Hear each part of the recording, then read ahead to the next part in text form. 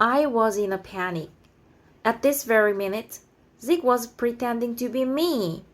He was getting ready to leave with my dad for the Yankee training camp in Florida. I heard a knock at the bathroom door. "Zeke, did you hear me? Are you ready?" said his father's voice. I held my breath. The door opened. Zeke's father came into the bathroom. Just then, I sneezed. "Etch!" "Zeke, are you in the shower?" "No, sir," I said. The blinds were pulled up. There stood a dad who looked almost exactly like mine. At first, I was scared he might be mad, but then he began to laugh. "What are you doing in the shower with your clothes on?" he asked. "Resting," I said. "There's no time for resting, Zeke. Our cab is coming in about half an hour. Have you got your retainer? Are you all packed?" "Pretty much," I said. He looked at me oddly and frowned. "You look a little different, son." "Did you comb your hair a new way this morning?" "Yes, sir, I did. That's exactly what I did." Okay. Well, I still have a few things to do. Zeke, could you run to the dry cleaners quickly and pick up all our cleaning?" The cleaners? The only place I wanted to go was back through the medicine cabinet. But what could I say? Sure, I stammered. "What cleaners would that be again?" "You know, the one across the street and down the block." And what block would that be again?" He looked at me and raised an eyebrow. "Come on," he said. "You've gone there lots of times." "Just get going. We have to leave soon." "Okay," I said. He handed me a receipt and a $20 bill. Then he walked out of the bathroom. The $20 bill looked strange. It was enormous, and when I examined it closely, I saw that along the top it said, "The United States of America."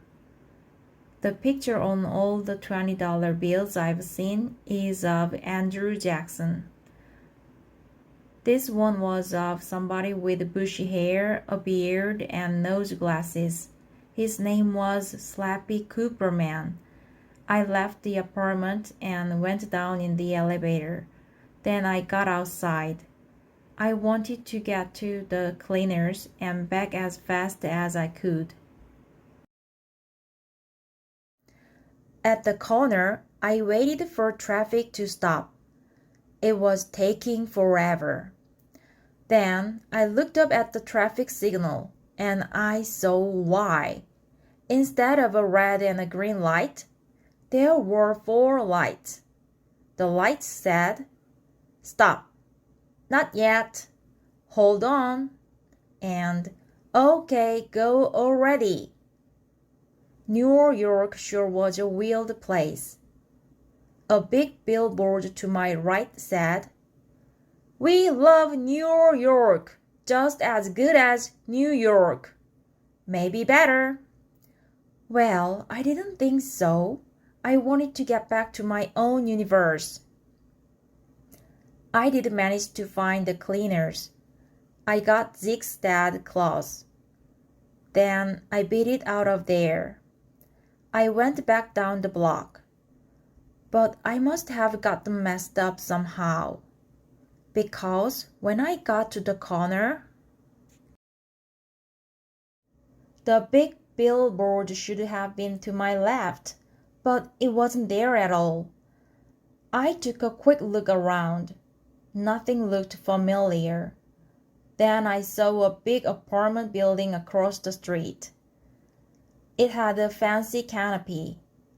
It looked a whole lot like one in my own neighborhood in my own universe. The Big Man Arms Plaza Apartments. I thought maybe the doorman could help me find my way back to Zack's. The problem was, I didn't even know Zack's stupid address. All I knew was that it would probably be like mine, only a little different. I ran to the building, but there wasn't any doorman. In fact, there wasn't even any building. What I thought was a building was only a fake front, like a movie set. The bushes in front of it were made of green plastic. There was a tag on them. It said, "Realistic bushes. Last longer. Need less care. Better than rear." I gulped. I felt like I was in a dream. One of those really awful ones where, no matter how hard you try to get someplace, you can't, and then you puke. In the middle of the street, I saw an open manhole. There were police barricades around it. Signs said, "Danger on opening days. Falling in would be stupid. Also painful." Did we mention illegal? Hey, this could be another way to get back to my universe. If I couldn't find my way back to Zack's and go through the medicine cabinet, maybe I could climb through here. Going through the sewers would be pretty gross, of course, but I didn't care. At least I'd come out on the right side. I waited for the traffic light to change. Again, it took forever. Then I raced up to the manhole. Now was the time to make my move. But just as I stooped down, I felt a heavy hand on my shoulder. I looked up. A big policeman was standing over me. He seemed kind of scary, but then I looked at the gun in his holster. It was a super soaker. "You wouldn't want to get too close and fall into New York," he said. "Now would you, Sonny?" "Oh boy, Saul, I sure wouldn't want to do that," I said. We both laughed pretty hard at the idea I want to do anything as stupid as fall into New York. "Well then, step away from there," he said. I did. He stayed right next to the manhole. I don't think he trusted me. But with his super soaker, he didn't seem so scary anymore. I decided to ask his help. "Officer," I said, "I'm kind of lost. I was on my way home, but I must have taken a wrong turn or something." "What's your address, son?" he asked. "My address?" "Yes. Well, I'm not exactly sure," I said. "I mean, it seems to have temporarily slipped my mind." "Your address has slipped your mind?" "Temporarily." He looked at me strangely, but he listened while I described Zack's building. "Oh, I know the one you mean," he said. "I will take you there." He took me by the hand. Then he led me down the block and around the corner. There it was, Zack's building. I thanked him all over the place, and then I took off. He was probably glad to get rid of me. Right in front of Zack's building was a newsstand. It was just like the one in front of my own building. On the front page of all the newspapers were big headlines. "Danger! Opening day alive! Citizens warned not to take chances." Danger? What danger? I picked up a paper and started to read. Today, in the early hours of the morning, citizens of New York will once again be able to pick through any of several openings, and actually observe life in our sister universe. Do not attempt to cross over into the alternate universe, warned Professor Roland Fenster at the New York Institute of Parallel Universes. The openings should appear somewhere in the vicinity of 6 a.m.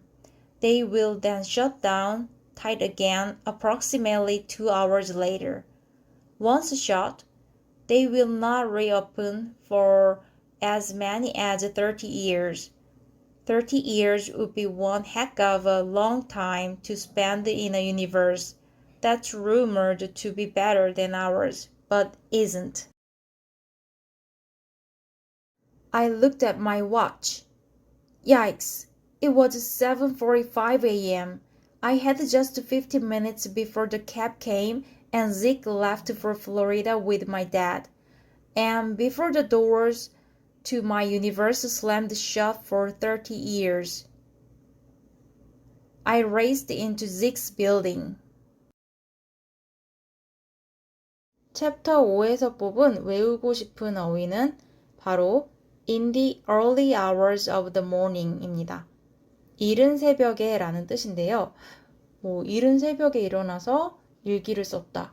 이른 새벽에 일어나서 영어 공부를 했다. 이런 말을 할 때 많이 사용할 수 있을 것 같아요. In the early hours of the morning. 요거 꼭 외워두면 좋을 것 같습니다.